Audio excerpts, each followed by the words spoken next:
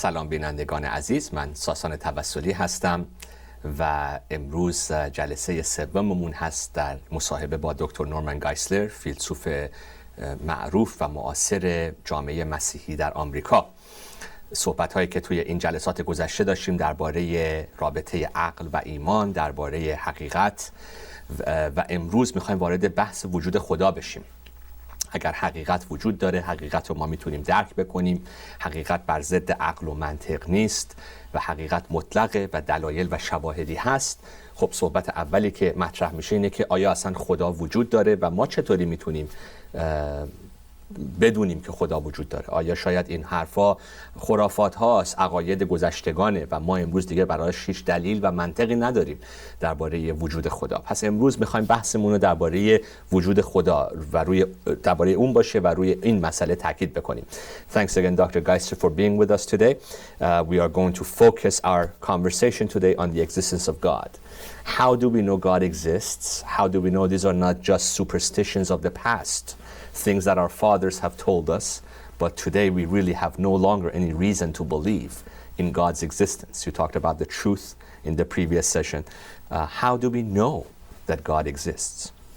Well, we know God exists because either one of two things is true. Either man created God or God created man. So you got two basic positions. And Karl Marx, founder of Marxism, said he believed that man created God. We believe that God created man and that God created the world. And the reason we know this is because truth is what corresponds to the facts. And it's a fact that this world had a beginning. Everything that has a beginning had a beginner. The world had a beginning, therefore the world had a beginner. Everything that comes to be has a cause. The world came to be, therefore the world had a cause. This is called the cosmological argument for God, and it's mentioned in many sources. We have Judaism and Islam and Christian sources, all of which give evidence that God exists from this cosmological argument. Modern science has demonstrated this. We have an agnostic astronomer named Robert Jastrow. And Robert Jastrow wrote a book titled God and the Astronomers, in which he says that all of the evidence points to this universe coming into existence out of nothing some billions of years ago in a gigantic explosion called the Big Bang. Here's the evidence. Number one, the second law of thermodynamics, which says the amount of usable energy in the universe is decreasing. In a closed, isolated system, like the universe is, the amount of usable energy is decreasing. You put gas in your car, and the gasoline goes down. Why? Because the energy is being used up, is being transformed into heat. The universe is like that. So if the universe is running down, it's like one of these little hourglasses, has the sand in the top and it runs down to the bottom. You know, it takes 2 minutes. If it's only half empty, you know it hasn't been there forever. The universe has not completely run down, so it hasn't been here forever. That's a very powerful argument for the beginning of the universe. Secondly, scientists have discovered that the universe is expanding.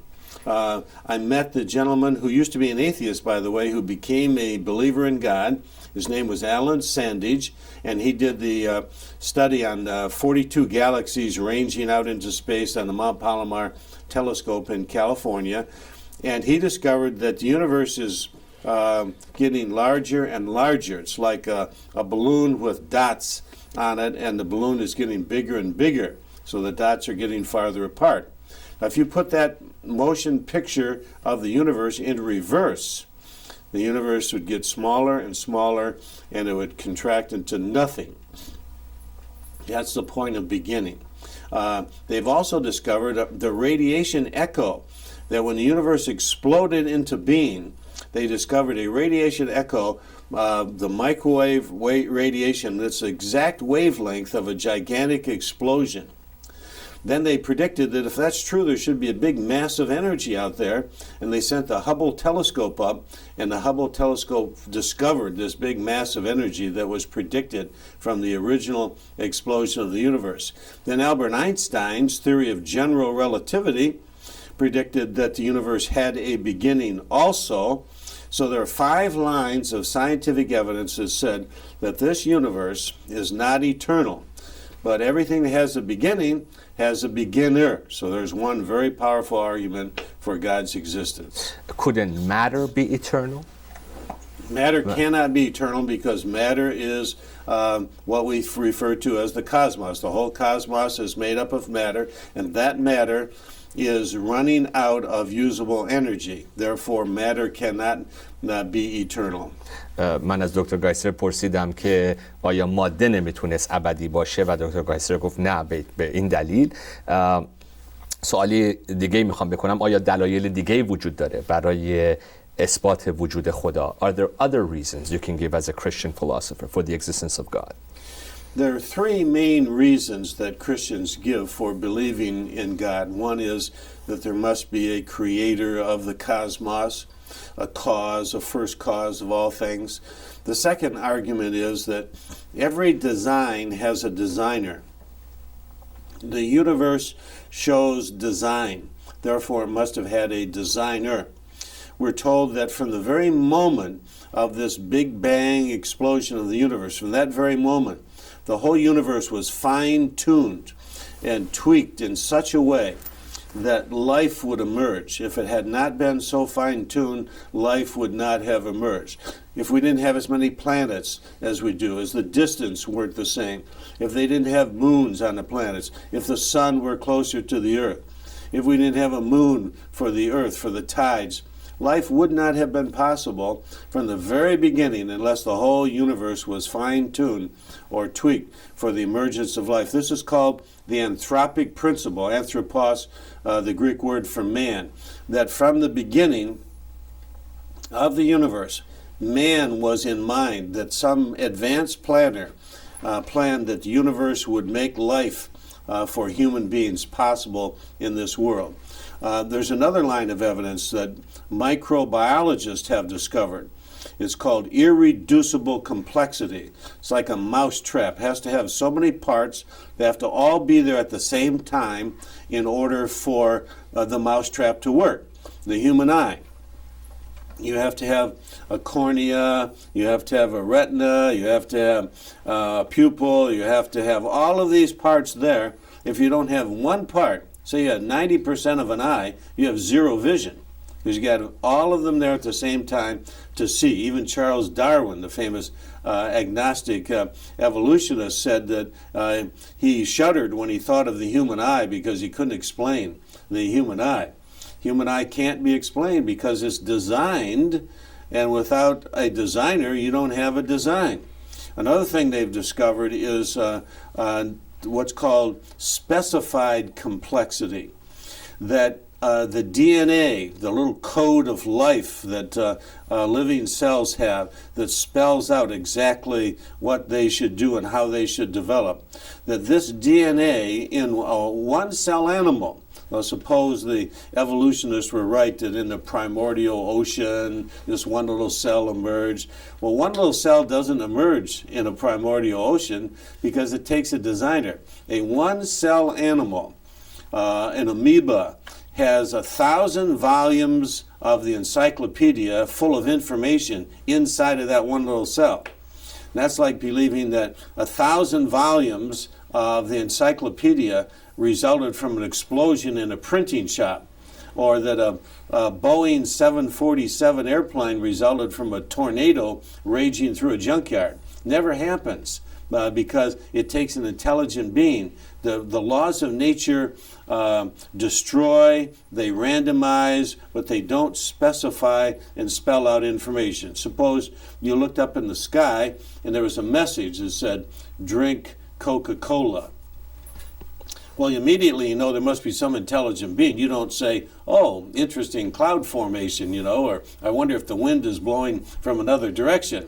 It takes an intelligent person. Now, if drink Coca-Cola takes an intelligent person, how about 1,000 volumes of the encyclopedia? Takes an intelligent person to put all those letters together.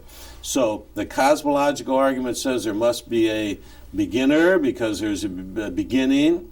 The teleological argument, the argument from design, says every design has a designer. The universe shows design. Life shows design. Those are two of the arguments used to show that there must be a God.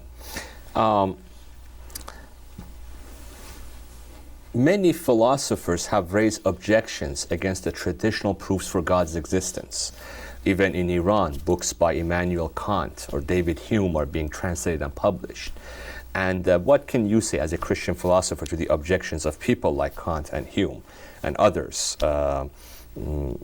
I'll ask maybe another question later on this issue.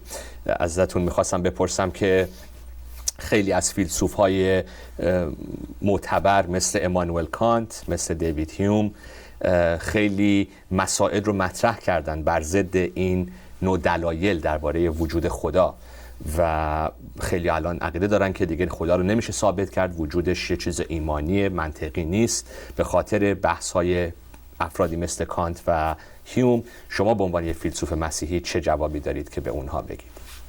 I have studied Immanuel Kant and David Hume for many years. I've written many books expounding and evaluating their views, and I think that they are wrong for the following reasons.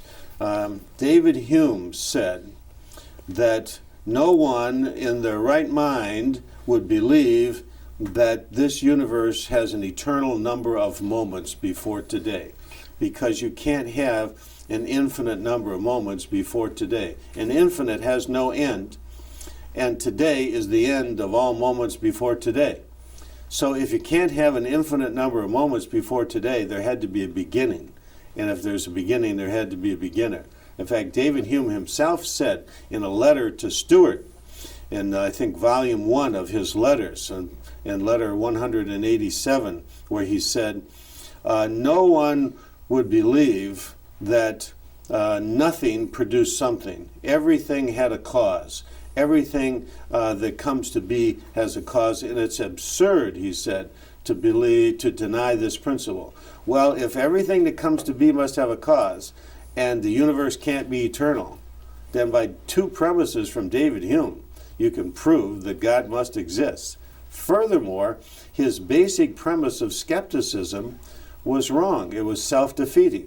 He said, be skeptical about everything. Well, should I be skeptical about skepticism? If I'm skeptical about skepticism, then I'm back to knowing something for sure. If he really wanted us to suspend judgment on everything, then why don't we suspend judgment on his view? So his view is self-defeating. Immanuel Kant, same thing. He wrote a book, Critique of Pure Reason, in which he said, you can't know the real world. You can't know the realm of God up there, out there, which he called the noumenal world. You can only know the thing to you, the world of appearance, the way things appear to you. But the problem with that is, how did he know that you couldn't know the real world? If you say, I know that you can't know truth, then you know a truth. There's the truth that you know that you can't know truth. But if he can know truth, if he's making statements about the real world, and he is, he's making statements about, I can't know that there's a God out there, we can't prove that there's a God out there. So he's making statements that aren't just appearing to him, statements about the real world, saying you can't make statements about the real world. So his view is self-defeating. Hume's view is self-defeating. We've gone through all of their arguments. He offered some so-called contradictions. If everything has a cause, then there must be a first cause. But if everything has a cause, then there can't be a first cause, but it must have a cause. So somebody must also make God. Yeah. Somebody, یکی هم باید پس خدا رو درست کنه اگر خدا همه چیز رو درست کرده. Who made God? And the answer is, nobody made God. He's the unmade maker. He's the uncaused cause. Something has to be eternal. If the universe isn't eternal, then there must be some God out there who is eternal, who made the universe. If the universe is eternal, you don't need a God. But the universe is not eternal. We got 5 lines of evidence that it had a beginning. If the universe had a beginning, it didn't last forever. If it wasn't there forever, then the one who caused the universe had to be there forever. Why? Because you can't go on having an infinite regress of causes forever. There has to be something that actually started the whole process going. Aristotle, the famous Greek philosopher, said there can't be an infinite regress of causes because something has to start the causality in the series. If everything is being caused, then nothing is causing. But if it's being caused, something must be causing. Therefore, that something cannot be caused because it's the one that's doing the causing of everything else. How about people like Marx or Nietzsche? Also, their works are being translated into Farsi, and Iranians are reading them, that say that God is a projection of human mind, as you said in the beginning. Man made God. What would you say to that? چیزی که خیلی افرادی مثل مارکس یا نیچه میگن که نه، ما افکارمون رو پروژکت کردیم به بالا و خدا رو ساختیم و خدا افکار ما بوده که ما اون رو آسمونش بردیم و خدا وجود واقعی و بیرونی نداره. Well, there are two things to say. First of all, we know man didn't make God because a man is not eternal and the world is not eternal, and there is a God who made the world. So we know that as a matter of fact that's not true. Secondly, their view is self-defeating. They're saying that God is nothing but a projection of my thoughts. Well, how would you know he's nothing but a projection of your thoughts unless you knew more than your thoughts? You can't make nothing but statements unless you have more than knowledge. So you'd have to know more than nothing but in order to say God is nothing but my own imagination. You'd have to know more than your imagination to make that statement that he's nothing but your imagination. So their view is self-defeating and therefore wrong. Their view is contrary to the facts because the universe and man are not eternal. Can you give us some other reasons or lines of evidence that lead to the belief that God exists? Well, there's a آیا third. دلیل دیگه‌ای هم هست که درباره وجود خدا میتونیم مطرح بکنیم؟ There's a third argument, and it's called the moral argument. It was developed by a former atheist, C.S. Lewis, a British atheist who decided that he would start thinking about these things, and he came to the conclusion that everybody believes something's right and something's wrong. There's a moral law. Every moral law has a moral law giver. Every prescription has a prescriber. Every legislation has a legislator. Now, if every law has a lawgiver, and there is an objective moral law that says this is right and that's wrong, that love is right and hatred is wrong, that kindness is right and cruelty is wrong, even if there's only one moral law, say we should be tolerant or we should be open-minded, even if there's one moral law in the universe, there must be a moral lawgiver. And this moral lawgiver is beyond the universe. And the fact that we make statements like, the universe is, the world is getting worse. Well, how do we know that? You can't know something's getting better unless you know what's best. You can't say something's getting worse unless you have an objective standard to measure that by. You can't make statements like, one person is a better person than another person, say some great noble person who has done wonderful things for mankind, as opposed to some vicious criminal type person. How do we know one is better than the other if we don't know what's best? But we do make statements like that, and we do know that certain things are getting worse, and we do know when certain things are getting better, but you can't say this is an imperfect circle unless you know what a perfect circle is. You can't say that's a crooked line unless you know what a straight line is. And C.S. Lewis said, I discovered that my atheism was arguing in a circle because I was saying that this world is unjust. Well, how do I know it was not just unless I know what's just? If I didn't know what's just, I couldn't make pronouncements about this world being evil, and everybody knows there's evil in the world, but if there's any evil in the world, then there must be an absolute moral standard, and if there's an absolute moral law, there must be an absolute moral law giver. Now, put those three together. We know there must be a powerful cause of the universe who brought it into being. We know he must be intelligent, and we know he must be absolutely good. Those three things together comprise what we call the theistic or monotheistic view of God that's held by Judaism, Islam, and Christianity. Now, if there are so many compelling lines of evidence that take us to the existence of God, why are there so many brilliant people in the history of human thought that have rejected that belief? People like Bertrand Russell and Jean-Paul Sartre, or Marx or Nietzsche and others that we talked about. Why are there so many brilliant people going around the world in your circles of philosophy and saying no, God doesn't exist, or we can't know that God exists? سوالی که میخوام بکنم اینه که اگر وجود خدا اینقدر دلایل و شواهد هست برای وجود خدا، چرا اینقدر افراد متفکر بزرگ در تاریخ مثل فیلسوفای خیلی زیاد در طول تاریخ، افرادی مثل برتراند راسل، ژان پل سارتر و نیچه، مارکس و خیلی دیگه اصلا وجود خدا رو انکار کردن؟ پس چرا اونها این واقعیت و حقیقت رو نمیبینن؟ Because it's not simply a matter of the mind, it's also a matter of the will. You can lead the horse to the water, but you can't make him drink. You can show a person the elevator with the light on, somebody getting off, but you can't make him get on the elevator. You can say, well, now there would be a nice person that you should marry, but you can't force them to do it because they have to make a choice.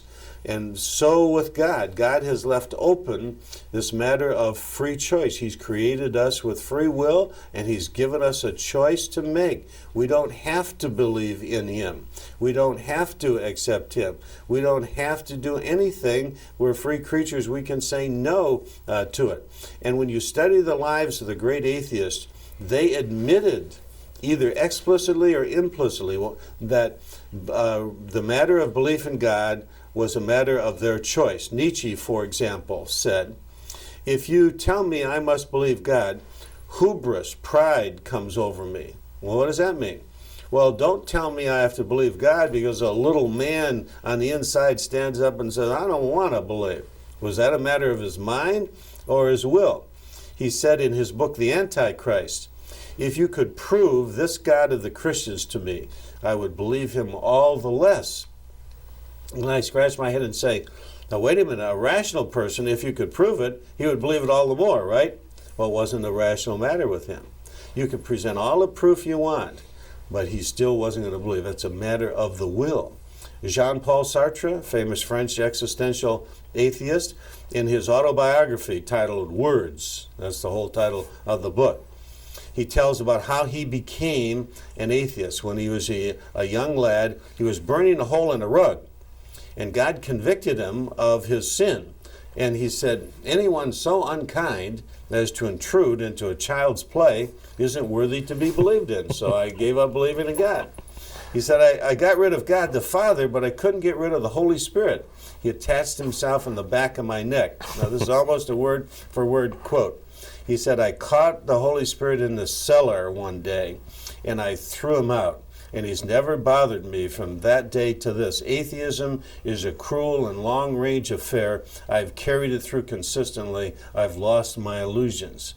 Now, I commend to you that his problem was not intellectual, it was volitional. It wasn't a matter of the mind, it was a matter of the will. That's exactly what St. Paul said in Romans 1:18. They know the truth, but they're suppressing it. They're holding it down in unrighteousness. They know that the evidence is there, but they refuse to believe in. They know that, but they don't want to believe in. They've got intellectual assent that says there's the evidence there, but they do not have volitional consent in order to make the decision.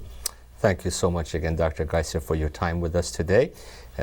بینندگان عزیز، امیدوارم خیلی ممنونم اولا که با ما بودید در این چند دقیقه‌ای که با هم صحبت می‌کردیم. امیدوارم که صحبت‌های دکتر گایسلر براتون مفید بوده باشه. تا جلسه آینده، خدا نگهدار.